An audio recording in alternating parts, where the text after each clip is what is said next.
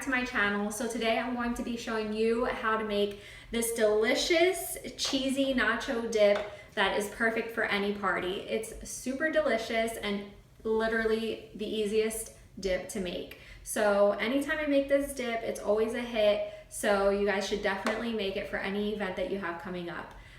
You can make this dip in 30 minutes and it is seriously so simple and so delicious. Everyone will be asking you for this recipe. You can always eat it with some tostitos, the scoops. I always like the scoops for this because it does have ground beef, and the ground beef chunks are easier to scoop up with the scoops, or you can eat it with Doritos. Whatever chips you decide, it's totally up to you, but it's delicious either way. Okay guys, so the first thing that you're going to need is a packet of Velveeta cheese. This is the 16-ounce cheese, which is 1 pound. And then the next thing that you'll need is about half a pound of ground beef. Any ground beef will do, whatever you prefer is fine. And then 1 10-ounce can of Rotel. I always choose the original, but choose whatever one you would like. Now you have to brown the ground beef. This is super easy, just brown it however you'd like. I like to break it up into super small chunks, and I always add just a little bit of water, maybe about 2 tablespoons of water.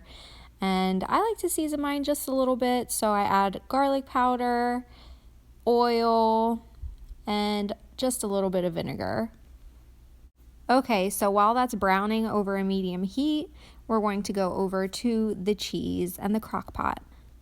Turn the crock pot on high and let's get to chopping the cheese.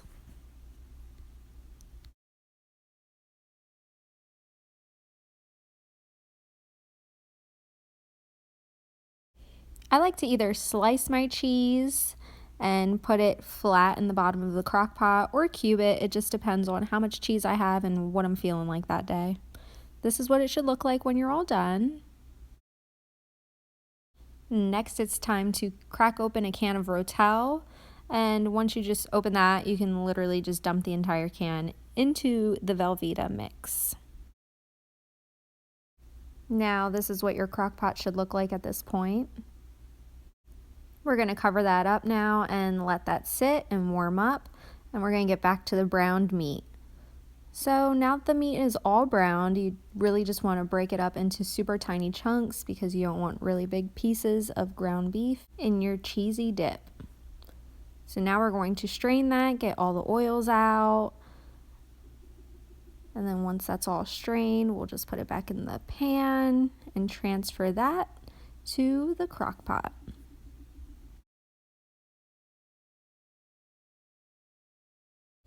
Adding your ground beef to the crock pot is the last step to the mix, and now we are just going to add that and cover the crock pot and let it sit for about 20 minutes, and then we will come back to mix it up.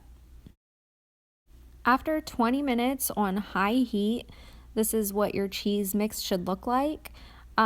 Everything is not completely melted down, so it definitely needs about 10 more minutes. You see that there are a couple bigger chunks of cheese that haven't completely melted. So since the cheese isn't completely melted, I'm going to give it about 10 more minutes in the crock pot. I'm going to cover it back up and I will show you what it looks like after 10 minutes. So now after an additional 10 minutes in the crock pot, this is what it looks like. This is what the final product of the cheese dip should look like, so this is perfect. Now I'm going to take the crock pot off of the high heat and just let it sit on the warm setting. Thank you guys so much for watching. Please subscribe if you like these kind of videos, and I will see you guys in the next one. And let me know if you enjoy this dip. Bye.